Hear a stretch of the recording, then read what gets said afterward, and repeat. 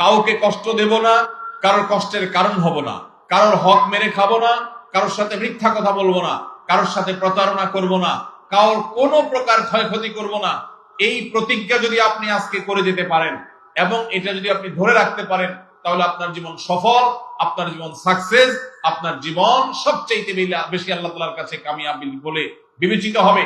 নবী করিম সাল্লাল্লাহু আলাইহি সাল্লামের একটা হাদিস আপনারা অনেকে শুনেছেন, মুসনাদে আহমদে বর্ণিত হয়েছে। তিনি বলেছেন, কিয়ামতের ময়দানে আল্লাহর কাছে বান্দার তিন ধরনের অপরাধের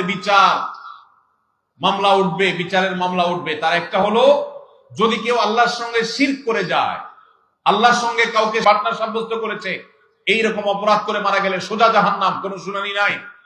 আর যদি কেউ আল্লাহর কোনো হক নষ্ট করে, নামাজ পড়েছে, একটু ভেজাল ছিল, ত্রুটি ছিল, রোজা রেখেছে, কিন্তু কখনো ঝামেলা হয়েছে, সঠিকভাবে রাখে নাই, আল্লাহ তাআলা চাইলে তাকে শাস্তি দিবেন, চাইলে তাকে মাফ করবেন।